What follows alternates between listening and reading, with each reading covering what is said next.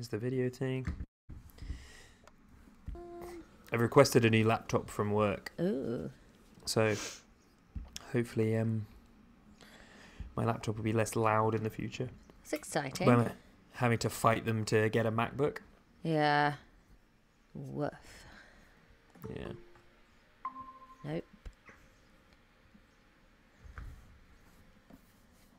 Okay.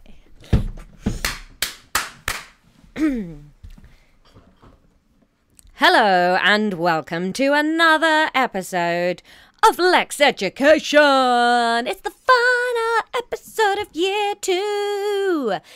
Can you believe we are at the end of 2 full years of Lexx Education madness? It's the comedy podcast where comedian, that's me, Laura Lexx, tries to learn GCSE science from her not comedian, but not normal, definitely a brother, Ron. Hello, I'm Ron. Ron, your hair looks sharp today. Thank you. I like the new product I use. Is that your curly boy haircut? Yes. Yes, it is. It's my leave-in conditioner by Cantu. Ooh. How's your life, Ron? It's, you know what? I'm out of wedding season in the friend group, and I'm so relaxed now. It was friend of the podcast, sports correspondent Max's wedding last weekend. Congratulations, Max. Congratulations, Max and Max's bride, Mrs. Max. No more name now. You are the property of your husband. Well, actually, they both rebranded. Ah. So rather than her taking his name or vice versa, they have both taken his mother's maiden name. Cute. I had some friends that amalgamated their surname, like mushed it into a wanna, you know? Oh, yeah? Yeah. How did that go? Yeah, great. Can we know the name? It was my lovely friend Phil who died. Phil Gerard, amazing comedian. I believe they were Jones and Herod, and then they got married and became Gerards. Oh, that is nice. But what a guy. Fucking loved that man. Ron, I'm so hot. It's so hot. I'm sorry if the sound quality is bad in this episode, but I can't do this with the windows shut. It's so hot. We're recording it the last moments I could with the window closed because my bedroom gets all of the sun late in the day. So I wake up a lovely temperature and then, I've been recovering from the wedding, just vegetating the last 2 days and just in this airless box. Yeah, it's not good, man. We've had builders and the front of our house currently doesn't have any way to keep Mackie in, and she's so interested in what these builders are doing. So we've had to have the doors closed, which my natural inclination is to sort of live in a wind tunnel with as many doors and windows open as possible. But we've had to have them shut to keep the dog from going out and licking cement and stuff. So Hideous. yeah. How is COTP? COTP is good. She is a bit crankety in the heatity. She doesn't want to eat and she can't sleep. You know, she is all of us. She's an everyman when it gets hot, man. But I took her paddleboarding the other day. That was good fun. Oh, fun. You guys did that around this time last year, right? Yeah. She's such a brave little beast. The sea is so calm this week. So we went out on the actual sea. Obviously, husband of the podcast didn't come because he's like, nah, I won't go in the sea. So it was me and Louise, friend of the podcast, Louise, and Chard of the podcast. And we went out and Chard of the podcast was having a whale of a time. She was climbing between paddle boards. She was trailing her feet in. She loved it, man. And then I took Dog of the podcast on the paddleboard. She did not like it at all. I got scratched a buggery and then we put her back on the beach. But it was lovely, man. It was so nice out paddleboarding. I'm strongly considering buying a paddleboard now. That's cool. I don't get the paddleboarding thing, only because I don't see how it's better than like canoeing or kayaking. Well, I think it's just easier to transport. Like these inflatable paddleboards just come in a big rucksack. So you just boop it up, boof, off you go. And you can do a bit of stand-up, you can do a bit of sit-down. I guess you could get inflatable kayaks. I guess, yeah. I think it's largely the samesies, you know? Yeah. I just like to sit. Yeah, but you can sit on a paddleboard. I was just sitting cross-legged, paddleboarding along. Loved it. I've never done that. Had a lovely time. Hey, thanks everybody that gave us a 5-star review on Spotify. We hit our nice clean 100 5-star reviews. No one's given us a review that wasn't 5 stars. Thanks, legends. And then we overshot the mark and we're now on 102 5-star reviews. So I now need 98 more legends to get involved and get us to another nice round number. So if you could all please step on that. We're not at a crisp 5 on Apple anymore. No, well, we got the 1-star review from the Meaty Tad. Oh, yeah. Fuck that person. Yeah, fuck that Meaty Tad. But the Meaty Tad's 1-star review did make some other people leave us 5-star reviews in retaliation. So I like how spiteful a lot of our listeners are. I enjoy that. How dare you have an opinion that's different to mine and wrong? 5 stars. Stamp down your shitty 1 shit star and put all these shiny ones on top of it. Pew, pew, pew. It's a bit of a elephant in the room. It is. We haven't recorded the episode that we're doing the intro for. We're about to do that. So what do we talk about? We can't tease. We can't tease anything wrong because we haven't done it. No. We're kind of not as behind anymore because we do have... Oh, hello, child of the podcast. Hello.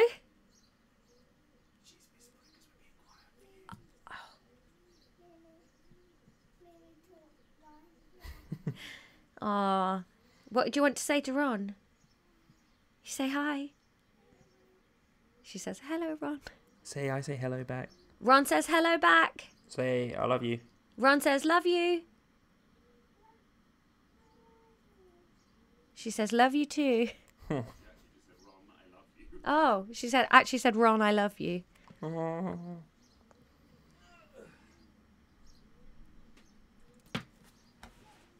She's so cool. She's cute. She can say her full name now, which I will not say here because apparently I can't remember to edit things out of the podcast because I'm a full idiot. So she's going for a nap. That's fun. She's refusing to learn the builders' names, and so she just stands there going, "Hi, man. Hi, man," and it makes her sound a bit like a Californian surfer. It also really makes me laugh that I think because Tom says guys a lot, like bye guys, like things like that. When she goes to nursery, she knows who all her key workers are, but then like she's listing off who she's going to see. She's like, I'm going to see blah, blah, blah, blah, blah, blah, blah, blah, blah, and the guys. And all the children are just the guys. Which I find dead cute. Yeah, we haven't done the episode because we have recorded twice this week because we're trying to get back ahead of ourselves. We like to have a few in the bag. But we recorded next week's episode at the beginning of the week because we have a guest. Next week we have fantastic Beck Hill. Yeah! Who is coming on to kick off third year in style with a whole episode dedicated to her favourite scientific subject. Teeth. We had a great time, didn't we, Ron? We did, yes. I was playing it very cool, but I'm a big fan. The Problem Squared podcast is very, very good for nerds. You do like go us. quiet when we have guests. I love it. You get all like, ooh, I'm it's a nice hard, boy. man. Because I'm so exuberant and a natural presenter. Well, yeah, because I'm not a professional. It's difficult. Does it make you realise my level of skill? It should. Yeah, probs. But no, yeah, she was very good. She dialed in from her cartoon dressing room. Yeah, didn't she look like she lived in an episode of The Simpsons? It was the most Beck Hill thing I've ever seen. It was wonderful. I loved it. Yeah, so we've done a whole episode on the science of teeth, a bit of tooth evolution in mammals, a bit of wacky teeth in the animal kingdom, a bit of just tooth chat. How do we all feel about teeth? So that will be next week's episode. So we can tease next week's episode, Ron. Beck Hill feels very positively about teeth. Yeah, she was firmly Camp Laura in the whole are you allowed to keep teeth? But we won't spoil too much. No. Yeah. All right, well, should we do an episode? It's a chemistry revision, isn't it? So it shouldn't be too painful. Yeah. It's the first chemistry revision. Is it? Yeah. Oh, I thought we'd done one before. No? Oh, lovely. Oh, it'll be all the fun stuff then, won't it? Yeah, and we've got dynamite notes from back then. Yeah. Or have we, though? Because I didn't start the notebook until slightly later, did I? On my side. Oh, yeah. Good point. I've written Ooh, listen to that over wind. 3 pages just for episode 1. Whoa. Yeah. Yeah, my notes start at episode 4, so that's biology 1, isn't it? Can you tell your child to shut the fuck up, please? Yeah, she don't want to go to bed. I'd love a nap right now. Where are you going to put the sound effect in for the start of the lesson, Ron? Do you want to put it now? No. It's the school bell. Ring! Please do the sound effects properly.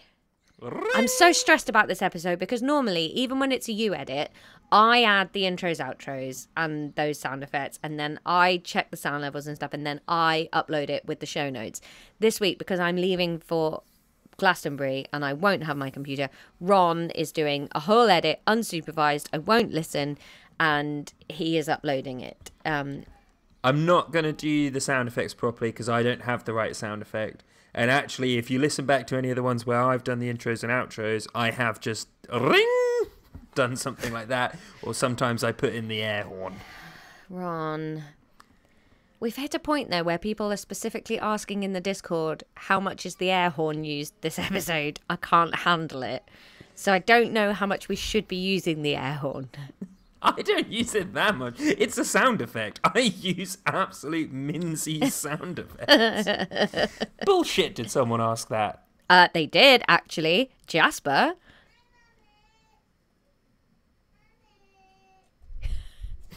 Just ignore my child needing me. It's fine. Yeah. I think it's good for Jasper to hear an air horn every now and again. Okay, well, air horn noise. I think it's just what the doctor ordered. I'm not entirely sure that follows medical protocol. They could have invented the air horn for something. Do you think the air horn got invented after, when you put a piece of grass between your thumbs, so boo? Do you think that was the natural precursor to the... after that, yes. But do you think that was the natural precursor to the air horn? No, what do you think the design function of the air horn is? I reckon it was to scare birds. Or like, I'm trapped down a mine. Honk.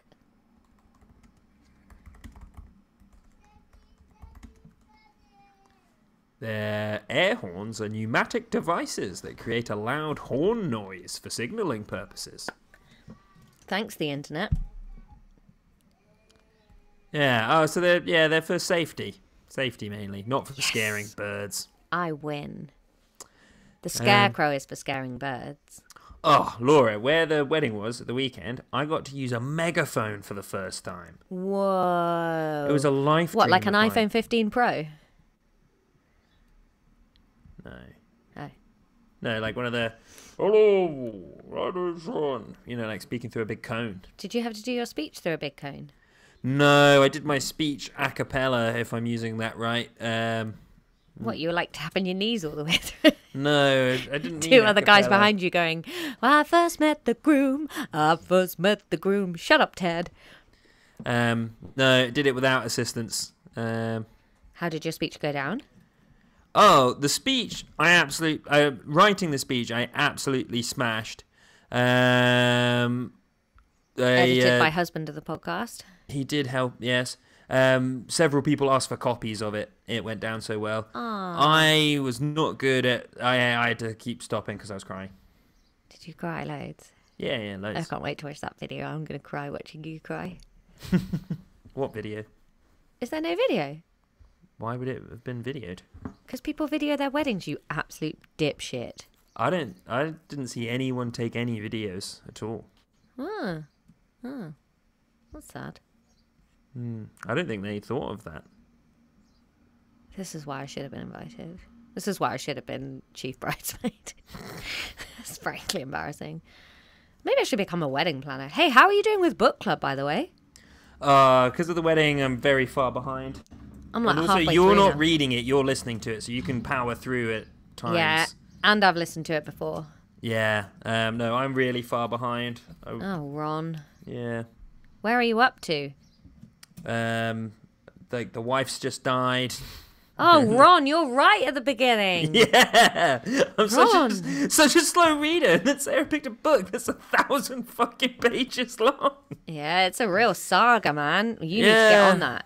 You've I got a do. train to Brussels tomorrow. You need to read it. No, that's not true. I wasn't listening when you described your life earlier. Anyway, ring!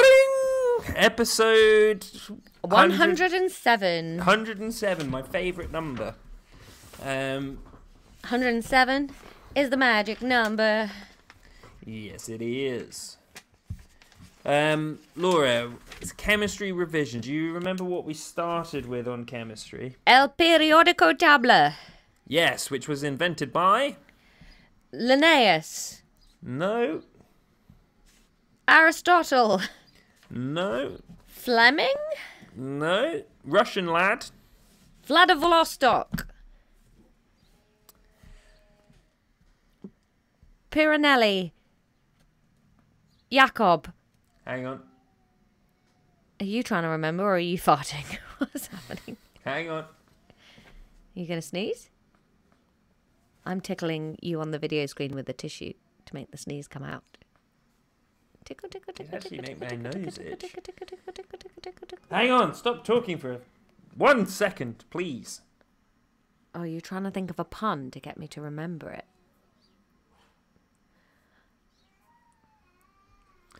Okay. What might you call it if a group of people that weren't women were late to a thing? Mendeleev! Yes! Yes! So glad you got it from that because I could not think of something that would get you to Ev.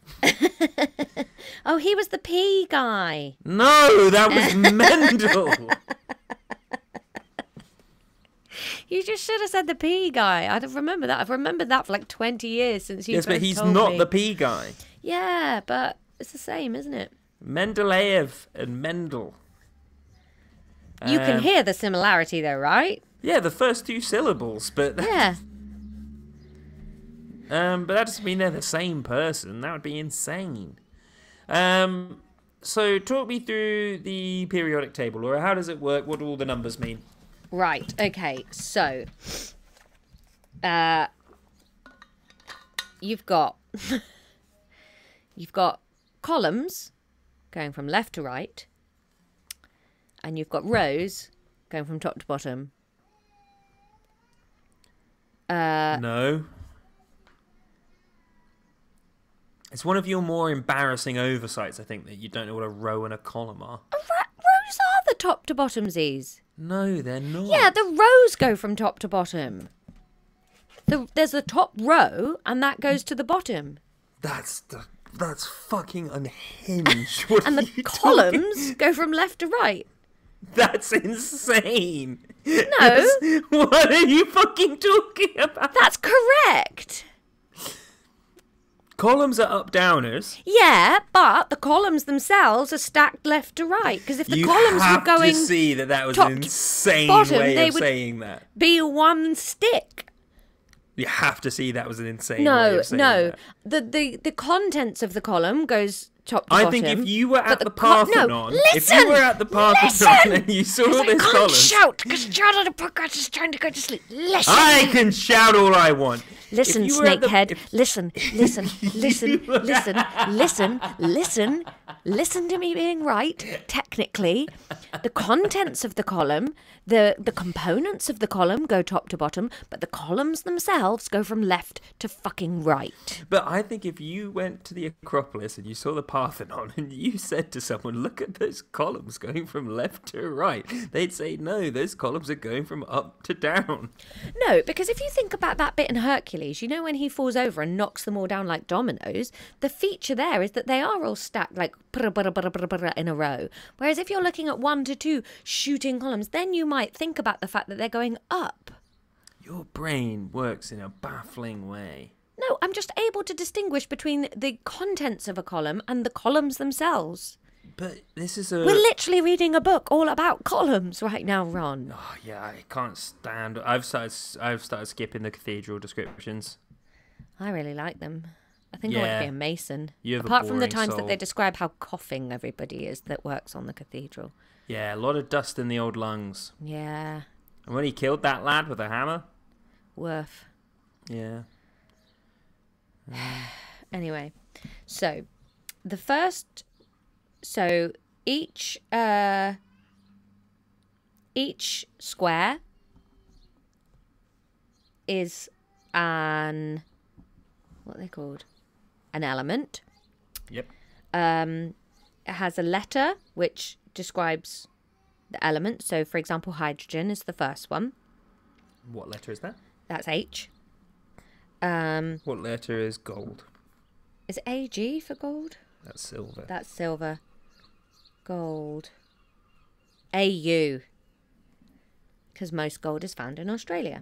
Yep.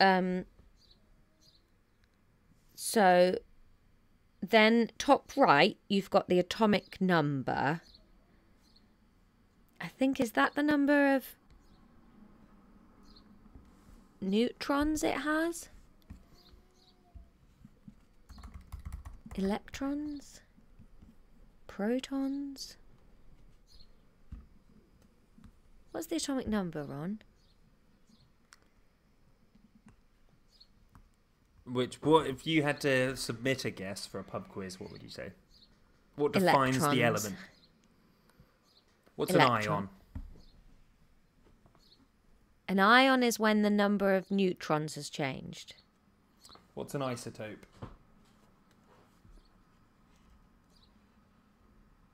I don't know. What's a neutron? The ones in the nucleus. What's a proton? Positive gobbet. And where are they? Around the nucleus. And what about electrons? They are the little negative guys in orbit. So describe what you think an atom is. So the neutrons are in the nucleus, and then protons are around the nucleus but not in orbit. And Maybe then they're in the nucleus too. Maybe they're in the nucleus too, because they're at the sound desk, aren't they? they're the band. Yeah. They're the positive vibes. Yeah. Yeah. So they are in the nucleus. With the neutrons. Yeah. What defines the element? The protons? The protons, yes, in the Okay, nucleus. Because the nucleus defines the element, because an ion is... Oh, when you've lost or it's a something with a charge. Yes, and it gets the charge by... Losing or gaining an electron. Exactly, because they're in orbit, so you can lose or gain them, whereas protons are in the nucleus, so taking or removing them fundamentally changes the element. An isotope is when there's is the differing numbers of neutrons, because neutrons are neutral, they don't change anything other than the mass of the element. So then that's why they're isotopes of the same element. So the atomic number is the number of protons. Exactly, yes. Yes. Okay. What's the other number in there? Is the weight. How come they're all decimals? Just things don't always weigh a round number, do they? Well, what's the unit of the atomic mass?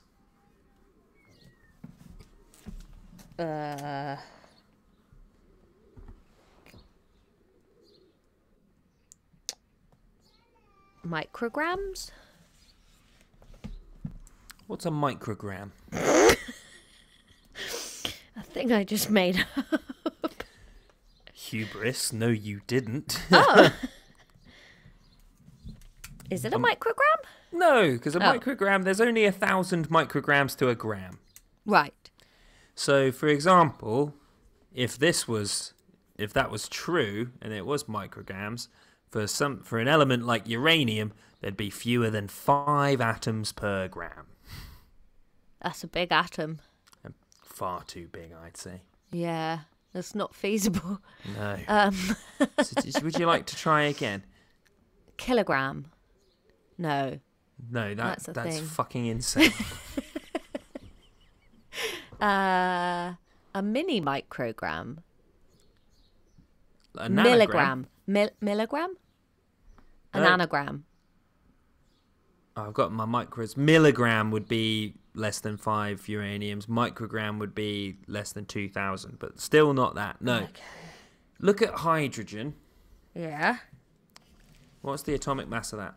1.008. Okay. What's the atomic number for that? 1. So could you hazard a guess what the unit for the atomic mass is? Protograms. What's a protogram? Like This a gram. is classic just saying stuff. Stop trying to shoehorn the word gram in. Okay. Proton mass. Yeah, it's basically the mass of a proton. We use the 12th of the mass of carbon-12 to work it out. Oh, yeah. Yeah. God, I forgot about all this bullshit. Carbon-12. Fuck. But that doesn't answer why they're all all because decimals. neutrons and electrons weigh like a real itty-bitty amount. I think you don't even bother counting electrons. Yeah, you don't bother counting electrons at all, but that still is not why it's a decimal. What were we just talking about with isotopes? Sometimes you lose or gain neutrons. You don't necessarily lose or gain them, but different atoms of the same element will have a varying amount.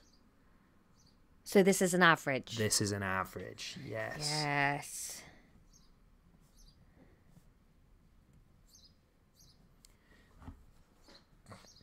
What does it mean? Does each one have... Are all atoms isotopes, or is there a standard? Is there one that's like the pure version and all the others are isotopes, if you know what I mean? There's a most common for Right. all of them, but they're all isotopes of each other. Yeah, isotope just kind of means like variation, sort of. So there's no one that's considered hydrogen, the standard is 4 neutrons, for example. No, it's considered, hydrogen, the standard is it just being a proton on its own. That is considered the standard because the vast, vast majority of hydrogens are that. But that doesn't make it, it's... The one it should be. Yeah, not specifically. It's the one, it's the one that it is by physics, mostly, and there must be a reason for that. But, it's not... There's no word for that. It's not like the primary... Well, there might be, to be honest. I don't know. Okay. So when I say carbon-12, Laura, what does that mean? Yeah, fuck. Did we do this early? Probably. I don't know. We're just sort of talking about... It's revision, though, so we don't have to start right at the beginning, do we? No. It's...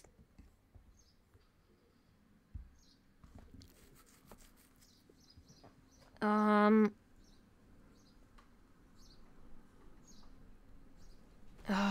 God. This is like itching the edge of my brain. Carbon-12.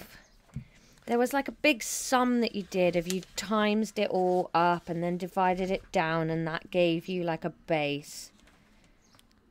I think you're thinking of moles. That's not what I'm... Oh, am I? Yeah, carbon-12. Well, what about carbon-13? A baker's carbon. A baker's carbon. There's the episode title done. Carbon-12. I can't remember, Ron. Have a look at your periodic table and try and work it out. Well, carbon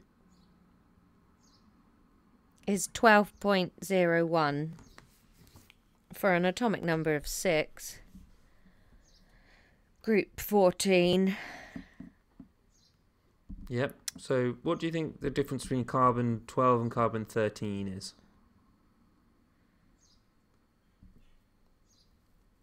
Based off the info you have there, which is the atomic number, which we know for carbon can't change because that defines the element. And then we've got the atomic mass, which is an average.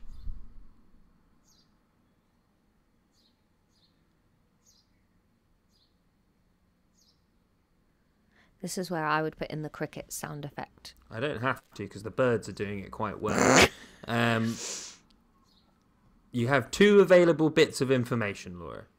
I do, yes. One of them I'm saying can't change because that defines the element, so that always stays the same. And the other one is the atomic mass, which isn't a round number because it's an average. An average means that it's made up of varying different numbers. Yeah. So what do you think? Given also that the atomic mass of carbon is 12.01, the difference between carbon 12, carbon 13 could be. But what do you want me to say? A new atomic weight? Yeah, they're different isotopes of each other. One weighs 12, one weighs 13. I didn't really understand what you were asking for. I was asking what carbon 12 is. It's a specific isotope. So what's the difference between 12 and 13? Carbon 12 and carbon 13? Carbon 13's got an extra neutron. Exactly. Yes. Well done. So... Oh, yeah. So you work out, like, how many, like, heliums weigh the same as a carbon 12?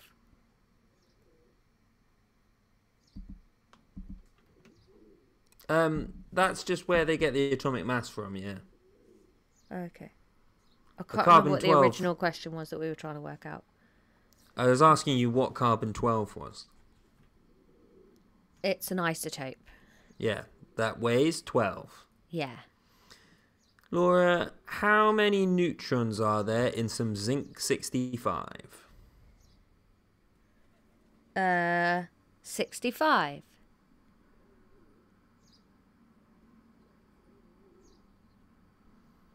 Talk me through that one. Because it weighs 65. And is it all neutrons? No. What else is in there? Oh, wait a minute. 30 protons. Yeah, how much do they weigh? Oh, 35 neutrons, Ron. There we go. Yes. What about some molybdenum 98? Minus 56, Ron. All right, cool. I think Oh, we're getting Molly Bedenham. Featured in the first episode of Boy and Sea. Join the Patreon. Did people vote on that yet? Yeah. What was in the picture? Well, we haven't finished. I mean, the vote can stay open, I guess, until you want to write episode 2. Hang on, let me find it. Where are Did people like that episode? I think so, Ron, yeah. You could check and interact in any way if you fancied it. I'm off social media. Well, Patreon doesn't count as social media, though, does it?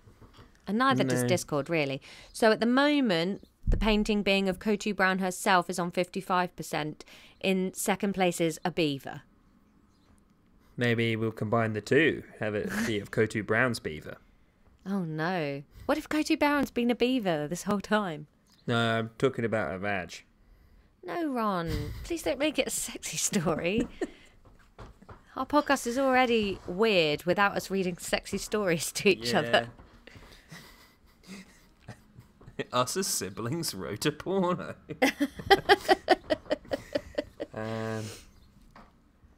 All right. Laura. What? The rows. They go from left to right. What do they denote about the structure of the atoms in them? The number of electrons in... No.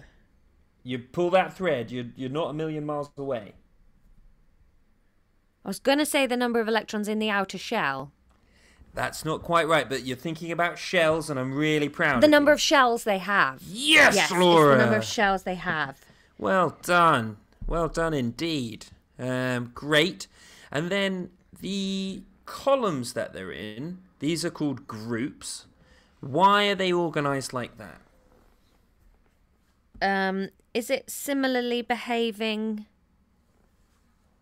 elements? So they have similar reactivity features, and then they tend to get more reactive as they go down the group. It actually depends on that last bit. But yes, similarly reacting elements. So, and why is that, Laura? Why does lithium behave in the same way as sodium, behave in the same way as potassium? Because it has the same number of electrons in its outer shell. Which is how many for them? 1 for them. Which makes it... can you describe any of the properties of lithium, sodium and potassium? I think they are quite reactive then, because they can either lose that electron very easily. 100%. Yeah. Why is potassium more reactive than lithium? Because it has 1 electron and it's in a 4th shell, so it's less tightly held onto because it's further away from the protons. Laura, I've never been happier or more impressed with knowledge that you've retained. Really well done. God, this is glorious. I'm going to tell everyone about this at Glastonbury this weekend. Nice. Okay, I'm just... I reckon Lexx Ed Live would go down really well at Glastonbury. Maybe I'll try and sow that seed this weekend. Oh, yes, I'd love free Glastonbury tickets. I gave you some 2 years ago. Laura, I literally had COVID. Boo. So apparently in episode 2, we went through sort of the history of understanding of the atom. Yeah. Wasn't that plum pudding and stuff? No, like we went further back.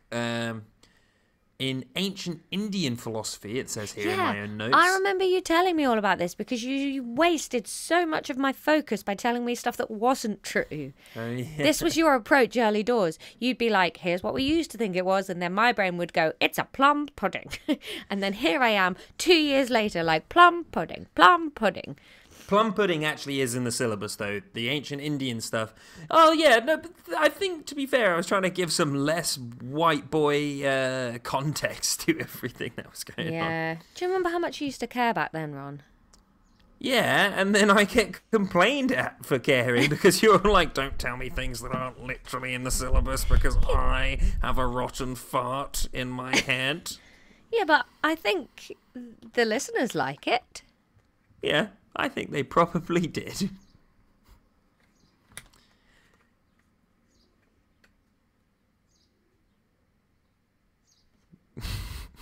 It really looked like you just factory reset. You just kind of went like... kind of went cross-eyed and stared into the middle distance. What's going on, mate? I don't know if you can see how hay fevery I am. I'm hoping it's not sounding too bad, but my eyes just feel so full of grit. And I'm having so many issues because I'm working quite a lot at the moment. So I'm trying to take enough hay fever medication that I can cope, but then I'm so drowsy that last night it was so annoying. I had to pull over and have a sleep 20 minutes from home because I could not safely drive and I was sort of doing that thing where I was going, you're literally at Pease Pottage, you're so close to home, but then I was like, no, this is dangerous, like you have to go to sleep. And I'd even because I was so sleepy, and I'd bought some Haribo on Saturday because I was doing a faraway gig on Saturday, so I bought this bag of Haribo, which I hadn't needed in the end. I'd had different sugar, but then in the heat in the car this week, the Haribo had all melted down into just a slab in the back. So I was there driving home last night, gnawing this like slab of like Haribo. There was just like a sort of like a steak of tangy sugar, just trying to chew that Tang off. Fastics. Yeah, it was like melted down slab of Tang Fastics just out of a packet, just like eating it off the plastic. The steering wheel is an ant festival this morning. It's disgusting. But I had to pull over for sleep, and it's like a combo of being tired from being up with Child of the Podcast, but also just trying to smash enough hay fever meds that I can see. It's horrible. Yeah, that does sound grim. You not do the open all the windows and put some really loud music on to keep you awake? Did it all, mate. Did it all. Was singing to myself, had the windows open, but then I just hit a point where I go like, why are you racing to get home? Stop and go to sleep. Which I don't mind doing that. I have been doing that. I never needed to before Child of the Podcast because obviously I could just sleep in the mornings and get done. But now I don't mind pulling over, but when you're that close to home and you're going, God, this is frustrating, but your body doesn't know that you're that close to home. Yeah, that's fair. Ugh. I'm so glad I don't get hay fever. Yeah, it's not nice. No. It's not nice, but it's at least it's a short thing. It's not like I have it all year. Like some people just sister of the podcast being celiac. I'll take hay fever over that, thanks, mate. Yeah, that's bleak. Yeah. Oh, we're going to see Green Day at the weekend. That's exciting. Yeah. Where are you seeing them? Wembley. Ooh, I've never been to Wembley. Me neither. I've never been to an arena gig before. No, I had a dream the other day that I met Taylor Swift at one of hers, but it was just a dream. Oh yeah, Yeah. They were like four because like we've discussed this before, but I find the whole Taylor Swift thing really really funny because like she's such a cultural phenomenon that is just like that I genuinely think just passes large swathes of the population completely by because like media and stuff has gotten so diffuse, like not everyone's watching the same 4 TV programs anymore, so like loads of people love her, but lots of people just never hear her music. I was at the wedding on Saturday, and there were like 5 people that had all been, out of about 100, that had all been at a Taylor Swift gig the night before. It is a massive tour. It's adding like $1 billion to the UK economy or something because of how huge it is. Yeah, it's insane. Absolutely massive. But here's the thing. So Robin went, Noise Next Door, fan of the podcast, we'll call him, not friend. He went. And he was like, it's 3 hours long. And she doesn't like 48 songs. Yeah, she doesn't have a support act. And I was like, I really like Taylor Swift. She's one of my top listened to artists. It suits me down to the ground. It is as middle of the road as music gets, and I'm here for it. I could not sit there for 3 hours just watching somebody sing really far away in different sparkly outfits. Are you fucking mad? I can't think of anything worse. I know someone that's been 4 times, or at least has tickets for 4 of the shows. That's insanity. Yeah. I don't get it. Like, if I was going to go and see live music, which is not something I would, I'm famously not that fussed about music. I think a stadium tour like that, maybe somebody like Green Day or the Rolling Stones, like somebody that is been around for so long that I'm like, okay, they're kind of iconic, maybe that. But I'd much rather go and see something in a small experience. Like, I don't really get like watching somebody really tiny far away and you're sort of pretty much watching it on screens. No, yeah, and like, it's a bit different at a festival because that's more about the weekend and there's a whole vibe going on and stuff. Yeah. And also like you'll pay less for a decent festival ticket than you will for Taylor Swift tickets. Yeah. I am quite excited though. I'm going to Glastonbury this weekend. I'm very excited about the Gypsy Kings. I just can't wait for that. That's going to be amazing. And quite excited about Cat Empire. But I'm pretty excited about seeing Coldplay. I think they're going to put on a really good stage show. It can't be worse than Paul McCartney a few years ago. Yeah, I don't know. I tried out Coldplay something. are another one that like is crazy to me that they still are headlining Glastonbury and stuff because I couldn't name. I think the last Coldplay song I could name was like "Viva La Vida," and that's. Yeah, I have no idea what their new music is. Yeah, it's interesting that there's like another just like huge cultural thing that's just completely slipping past. Yeah. My housemates went to see the Foo Fighters the other day, and again, similarly, it's just like, I wouldn't. I know Dave Grohl is obviously only getting more and more famous, but like I couldn't name any of their like music since like Everlong. No. Yeah. But I mean, it's more surprising that you don't because you keep up with music. But unless Miley Cyrus releases it, I pretty much don't know what's coming out. Yeah. I guess. Yeah. I don't know. It'll be interesting though. The only annoying thing is that the last train back is at like 11:30. So we might have to leave a bit before they stop playing. Do you have to go back? Yeah. Didn't want to get a hotel. Why don't you get a train to Brighton? Stay here. That will be what we're doing if we miss that train. I won't be there, but Tom will welcome you with open arms. Lovely. You can see my new wall. When's that done? I think probably by the end of tomorrow. That's cool. And nice that those steps are getting fixed. They were scary. Yeah, they're done now. They're just sitting outside drying off. Lovely.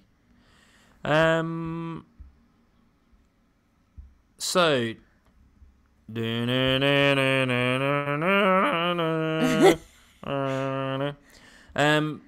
It's getting more and more like the Jaws theme tune, isn't it? Yeah, the end is basically Jaws. Just like in the podcast. In ancient Indian philosophy, Laura, Yeah. They basically came up with atoms in the 8th century BCE. Yeah, and then they invented zero.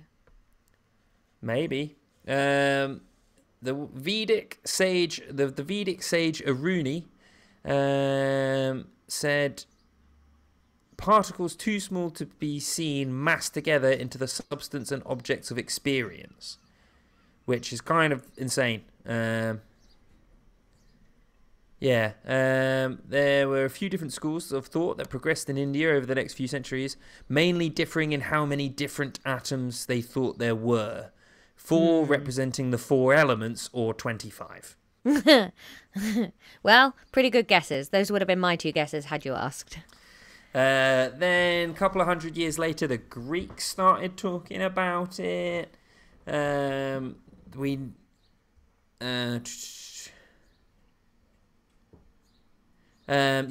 was way more stuff on that. But basically, Leucippus and his boy Democritus, they basically they also came up with the idea of atoms. I think his thing, he came up with the thought experiment of he had a branch and you snapped it in half, and then you snapped one of those halves in half, and so on and so on and so on and so on. What would you then end up with? Yeah. And he came up with the idea of atoms. I like that he had props, you know. It'd make him as a public speaker. You'd remember his little speech on the hill a bit more. Yeah, he'd stroll onto the stage of his TED Talk. Yeah. Wearing the glasses, holding a branch, silence. Yeah. And that's going to reverberate around the amphitheatre. Yeah. Lots of people going, whoa. Woo. Do you think he can expense those branches? Tax deductible branches. Another possible title there. He reasoned that the properties of the material corresponded to the properties or the shape of the atoms involved. Yeah, not stupid. Iron atoms are solid and strong with hooks that lock them into a solid, whereas water atoms are smooth and slippery.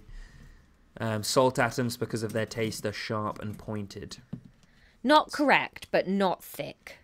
That's how I would... No, and I think, considering that they had no way to know, it's not actually, hugely wrong, because the properties of the atoms do. It's just about electrons. Yeah, which how could they possibly be expected to imagine up electrons? Exactly. In the Middle Ages, you had Hindu philosophers thinking about it, saying that everything you experience is the result of aggregation of atoms and the interplay between atoms. It's sort of getting a bit homeopathy-esque there, isn't it? How so? Isn't that like everything you experience is memory of stuff in water and jobbies? Yeah, but the only bits of that sentence that you've carried over is the everything you experience part. Oh, okay.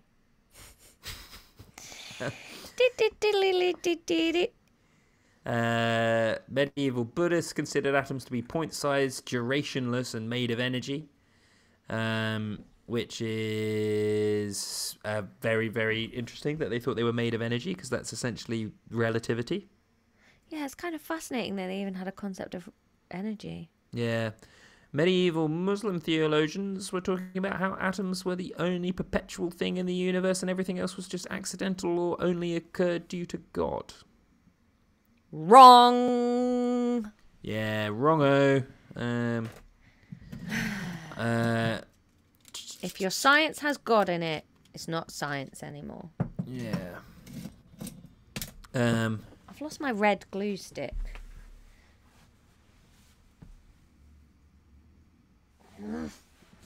How long have we been recording? 50 minutes. Time for an outro then, I guess? Oh, yeah, if we're done. Well, I mean, we're just recapping, so we can kind of stop whenever, really. I'm going to go and have a peanut butter sandwich. Oh, lovely.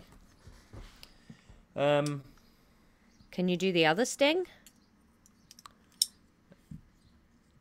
So no, then. Is that not it? I don't know. I simply don't know, Ron. Yeah. Yeah, we'll pick back up from, and I'll make a note this time. Here. Today. I think I did bloody well there. You did. Like I said, I've never been more impressed or proud of you. And I think have 2 peanut butter sandwiches, 1 for normal lunch and 1 as trophy lunch. Yes! I'm going to put a slab of Tang Fastix in it. Yes. I did want to talk to you about that, actually. Do you think part of this horrible problem you've got falling asleep at the wheel might be because you're medicating with sugar and not things like water and fibre? No, I drank so much water as well, Ron. Okay. Right, driving home last night, okay. I knew I was tired, so I had a whole bottle of water. As a snack for the first hour and a half of the drive, I had a packet of nuts. Slow release energy. Yeah. Prior to that, as my dinner, I'd had an egg mayo and cress sandwich. Eggs, the building block of the universe. And then, when I got super tired, I ate my slab of Haribo. Okay, all right, you're excused. Thank you. I did try, Ron. I tried really hard. I was at a gig last night, right? In Bedford. There were 2 people there called Gerard. That's odd. That's odd, isn't it? And also, 5 people's phones went off in my 20-minute set, and all 5 of them had their ringtone on. And I thought, what the fuck is wrong with this town? That there's 2 people called Gerard, and everybody's phones just beep when people ring them. This is insanity. I don't think I've been anywhere in my life where that many people didn't have their phones on silent. I don't think I physically know what noise my phone would make if you were to ring it right now, not on silent. I don't know if I've ever heard that. No. Do you Mine would do you play. want to ring me? We can see. Yeah. I think mine would be I wish it would be Christmas every day. Look, Ron, you're one of my 3 favourites in my phone. I can ring you really easily. Let's find out what Ron's ringtone is.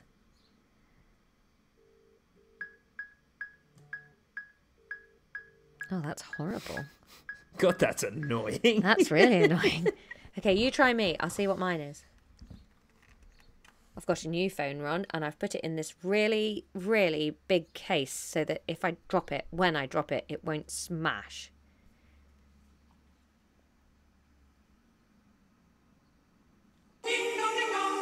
Ah, Carol of the Bells.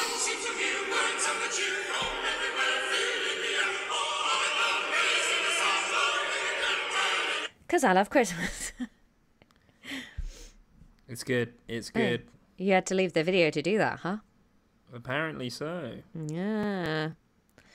Well, I've picked my phone up now. Oh. Oh. Oh. Double noise. No, I've gone again now. Well, that was fun. But isn't that weird? 2 people called Gerard. Yeah. 2 people. Where? Does anybody know about the history of Bedford? Is there a famous Gerard in the history of Bedford? We should plug stuff. Join the Patreon. Come to the Cheerful Earful Festival. Oh, yeah, I haven't even I'm checked thinking about that ticket because sales that's for that. at the Bedford in Balham. It is at the Bedford in Balham. Good segue, Ron. Got a Get nice tickets shout for out my on tour Pappies show? this week. Did we? Yeah, they were talking about Cheerful Earful and they listed us in their Friends of the Podcast section. Whoa. Even though Tom Parry doesn't think I'm funny, we are officially friends of Pappies. Didn't you go to uni with them? But they were like the year above or something. Like a few years above. I don't think I was ever actually there at the same time as them. And I'm not even entirely sure if they went there or they just lived in Canterbury. I don't know. Yeah, interesting. They were definitely around in the lore of the place. Yeah, yeah. But were they like people that were talked about? Were they Yeah. already doing stuff? I think so, yeah. Yeah. Obviously, though, I'm a very self-involved person, so I didn't pay much attention. Yeah. I might go to the flat slam that they do after our gig if it's not at the same time. Yeah, boy. We should try and get on that. Yeah, ask them. They like you. I don't have any of their details. Just shout it out of the window and I'll hope. join the Patreon and ask. Yeah. Don't do that. It seems a bit desperate. Yeah. I guess it depends how well they plan as to whether they get to a week before and see who's around on the day, or if they book people significantly in advance. I think it's going to be a bit of both. I think it will be if they can get anyone better, they will. When is ours? It's October. There it is. October the 20th. Yep. Oh, I have not planned that well.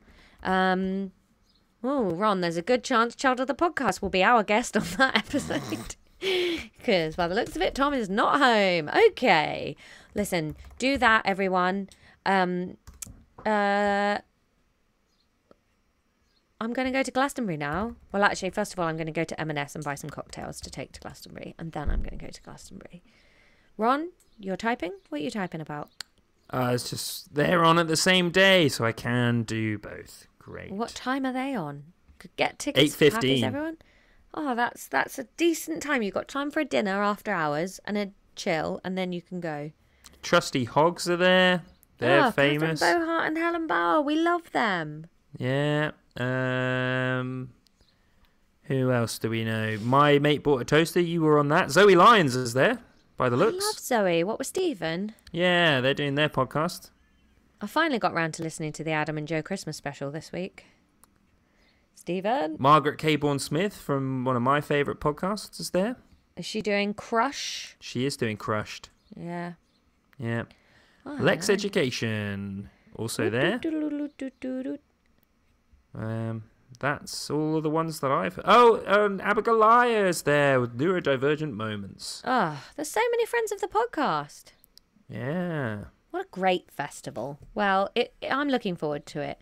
And this year, we're in the big room, so you absolutely have to come. And it's just going to be glorious and lovely. Olga Cox there as well. She's famous. Yeah. All right, bye then. Love you, Ron. Love you too, Laura. Weird energy when we're not doing it in all the different bits and bobs. Yeah, the outro's really pointless, isn't it? Yeah. Class dismissed. Oh, no, okay. Oh, a little snort.